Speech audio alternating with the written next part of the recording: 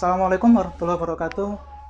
Halo semuanya, selamat datang di channel Autovianers. Kembali lagi bersama saya dengan Vian Hannes Hokage Andrestia. Ya, kebetulan saya baru selesai mereview dua proposal dari mahasiswa. Kebetulan dua-duanya kuantitatif ya. Satunya eksperimen, satunya korelasi ini tadi. Oke.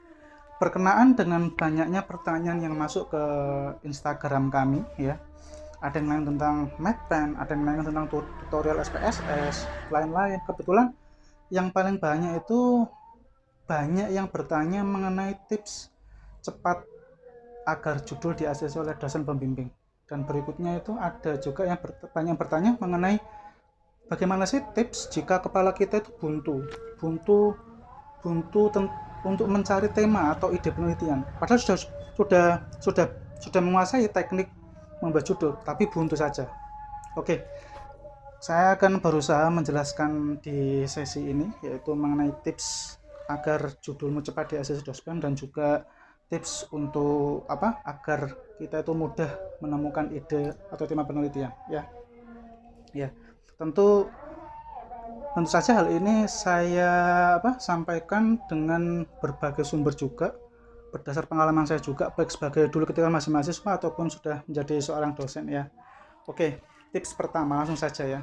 Tips pertama, usahakan kamu mahasiswa ya, terutama mahasiswa S1, yang pertama yang kamu usahakan yaitu yang pertama ya, bangun komunikasi yang baik dengan dosen pembimbing sejak awal ya. Saya ulangi lagi, yang pertama tips ya agar judulmu cepat di-ACC dosen, bangunlah komunikasi yang baik dengan dosen. Hal ini remeh loh, bahkan sering dijumpai di lapangan. Mahasiswa itu alergi, malah takut pada dosen. Jadi sudah dibagikan dosennya siapa, itu malah menghindar karena dia merasa belum siap apa-apa. Menghindar lama, nah itu malah tidak selesai. Ingat loh, komunikasi itu bagi saya sangat penting ya. Komunikasi yang baik itu harus renyah ya. Mohon maaf saja, apabila kamu tidak mampu membangun komunikasi yang baik, itu impactnya itu malah lebih merugikan kamu. Mengapa? Contoh, jika kamu tidak melakukan komunikasi baik dengan dosenmu ya, judulmu itu bisa berubah sampai 3 kali. Oke, yang pertama ketika jurusanmu atau program studimu menginformasikan bahwa mahasiswa diminta store judul paling lambat 1 minggu yang akan datang ya. Oke, kamu store judul, kemudian setelah itu dibagikan daftar dosen pembimbing ya, setelah dibagikan ternyata kamu tidak ada komunikasi ya, akhirnya judulmu yang dari prodi tadi sampai ke dosen pembimbing tidak berkenan, akhirnya kamu ganti judul. Oh, ini harus diganti, ini tidak sesuai, itu dalil dosen ya. Kita bisa apa sebagai mahasiswa, kita mau tidak mau harus menuruti itu, karena dosen pembimbing juga mempertimbangkan banyak hal, tidak cuma komunikasi. Mungkin memang ini memang layak diganti maksudnya. 1 kali berubah judul, kemudian setelah berubah dibimbing, kemudian di proposal ya. Di proposal pun karena komunikasimu tidak baik, ketika di ujian dosenmu itu malah enggan membela kamu karena komunikasi yang buruk tadi. Misal saya sebagai dospem ya, mahasiswa sudah saya bimbing, tapi bimbing juga tidak maksimal karena dia juga ala kadarnya, akhirnya di proposal sama dosen penguji disalahkan ya. Saya juga tidak bisa membela mati-matian karena mahasiswa ini memang niatnya memang kurang serius, komunikasi juga kurang bagus, maka mau tidak mau ya saya sebagai pembimbing ya harus menghormati penguji, seperti itu. 2 kali berubah judul, berubah lagi kan, diperubah, kemudian disinarkan lagi, kemudian di sidang skripsi ternyata berubah lagi, dewan penguji juga tidak menerima judulmu itu. Apa yang terjadi pada kamu? Stres bukan? Nah, itu tadilah, maka pentingnya membangun komunikasi yang baik dengan dosen. Membangun komunikasi memang harus intens sejak awal ya, jangan lari, jangan menghindar ya. Kamu akan semakin lama selesai jika kamu seperti itu. Dan yang perlu diperhatikan lagi adalah setiap dospem itu berbeda-beda tipikalnya. Maka saya sarankan agar kalian mampu membangun komunikasi itu yang renyah, komunikatif tapi juga sopan. Soalnya saya nih kebetulan saya tipikal dosen yang welcome, ya welcome. Kemudian mahasiswa juga nyaman, welcome back akhirnya. Pernah ketika pembagian dospem itu saya belum tahu siapa mahasiswa saya sudah tahu saya. Waktu saya pernah pagi-pagi itu ya di jalan ya ngebut karena biar tidak telat ngajar, tiba-tiba handphone saya berdering ya, karena kebiasaan saya itu menjawab HP dari siapapun itu, maka saya jawab. Ternyata dia langsung bilang, "Bapak di mana?" Loh, "Kamu siapa?" Itu pikirku itu. Aduh, gawat. Ada yang lebih parah ya. Ada yang lebih parah nih. Contoh yang saya alami juga. Belum belum belum menyapa saya, belum memperkenalkan diri, dia langsung telepon. Ketika saya angkat, waktu itu saya lagi rapat juga, rapat penting lah dengan kantor juga ya. Kemudian saya angkat, saya keluar, kemudian saya angkat langsung dia langsung jawab posisi ya, kayak gitu. Masa saking akrabnya, belum kenal, belum apa dia langsung bilang, saya baru ngangkat telepon, halo, dia langsung bilang posisi lah. Emangnya posisi saya lagi ngapain ya. Itu ya penting sekali ya untuk membangun komunikasi yang baik dengan dospem. Yang kedua nih, tips kedua, carilah hot issues yang sedang trending. Ya, yang kedua, carilah hot issue yang sedang trending. Ya, dosen pembimbing dalam hal ini misalnya saya ya, saya suka ketika mahasiswa saya itu kreatif, kritis ya. Artinya dia sensitif terhadap bukan sensitif, artinya dia itu kritis ya, tajam dalam menangkap fenomena-fenomena yang sedang terjadi up to date di masyarakat ya. Beda kalau judulmu itu hasil dari Google atau misal dari hasil dari ala kadarnya, hanya hanya itu saja. Jadi dospem itu memiliki rasa agak jenuh atau bosan karena tiap tahun bimbing itu saja. Jadi tolong diperhatikan, kalian harus berlatih kreatif, kritis, artinya harus peka terhadap isu-isu yang sedang berkembang, yang sedang trending di masyarakat. Dan tentu saja dengan menghubungkan dengan konsentrasi yang kalian ambil. Misalnya kalau pendidikan yang sekarang lagi trending misalnya kelas online, nah itu harus dihubungkan dengan prodimu, atau kesehatan atau ekonomi tentang COVID ini, dampak terhadap kesehatan masyarakat, dampak terhadap daya beli masyarakat. Nah itu kan hot issue yang lagi terjadi di masyarakat, itu layak untuk diteliti. Dospem pun akan antusias juga, oh iya ini masalah yang sedang terjadi, lagi hangat ini. Nah seperti itu.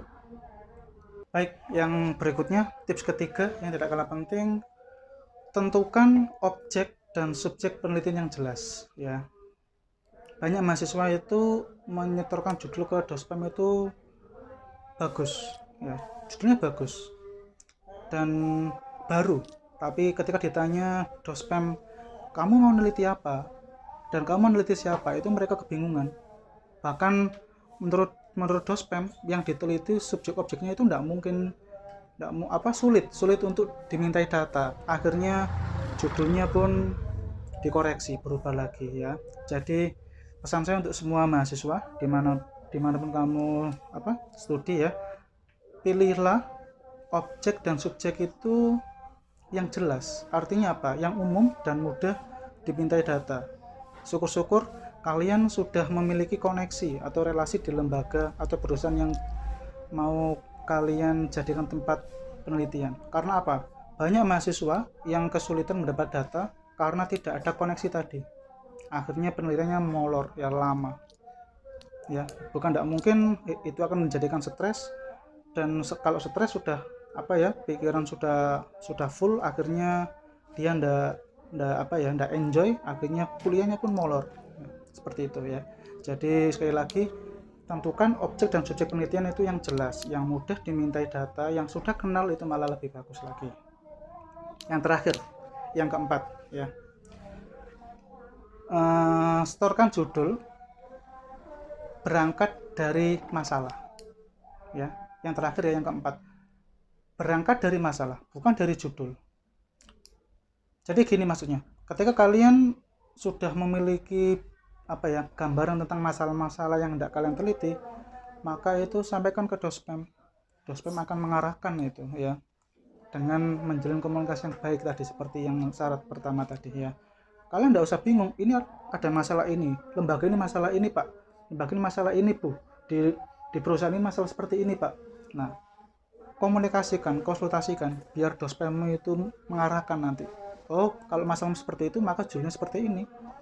Jadi apa ya, ada, kembali lagi, ada komunikasi. Dan juga belum ada komunikasi, tapi kamu juga harus apa ya, harus mempunyai modal untuk sebagai bahan diskusi itu tadi. Ada masalah-masalah, pak ini masalah ini layak diteliti pak, layak enggak. Nah, seperti itu ya. Ya, sekali lagi ya, berangkatlah dari masalah, jangan dari judul ya. Karena hampir semua mahasiswa itu, mereka ketika menghadap dospem itu langsung menyetor banyak judul. Ini pak saya punya 25 judul, bahkan ada ini pak saya punya 100 judul ya. Dospem pun pusing kalau menghadap mahasiswa seperti itu. Satu pertanyaan dosen yang mampu membuat mahasiswa apa ya, bingung itu ketika dia hanya siap judul tanpa ada pengetahuan tentang masalah yang diteliti. Dospem hanya tanya begini, judulmu ini banyak tapi kamu fokusnya itu, masalahmu itu mau meneliti masalah apa, ada masalah apa yang mau kamu angkat. Nah, ya, dari judul banyak sudah bingung, ditanya seperti itu sama dospem bingung ya. Jadi itu sebabnya saya selalu menekankan ya, berkenaan dengan judul itu yang penting adalah berangkat dari masalah. Identifikasi dulu masalah yang ada, cari dulu masalah yang layak diteliti, kemudian list masalah-masalah itu, kemudian konsultasikan dengan dospemmu pun akan mengarahkan nanti, oh masalah seperti itu nanti akan cocok dibuat judul kuantitatif. Oh, masalahmu ini akan cocok jika dibuat judul studi kasus kualitatif. Oh, ini cocok untuk penelitian pengembangan R&D. Seperti itu harus. Jadi kamu harus siap masalah dulu ya. Itu tips keempat ya. Menurut berdasar pengalaman saya, jika kalian mampu menerapkan 4 tips tadi ya, saya garansi judulmu tidak akan sampai berkali-kali ganti, tidak akan lama disetujui oleh dospem ya. Karena apa? Kalian sebelum menentukan judul itu kalian sudah memiliki modal 4 pertimbangan yang dan itu sangat berharga di argumenmu ketika menghadapi dospem itu. Dospemmu pun paham, oh mahasiswa yang menghadap saya ini sudah punya bekal, sudah punya modal lah ya, komunikasinya bagus, presentasinya awal juga bagus, masalah yang disampaikan juga oke, objektif penelitian juga jelas, kemudian terkait metodologi dan lain-lain sistematika itu lanjutan, yang penting judulmu di ACC dulu. Baik, demikian yang bisa saya sampaikan untuk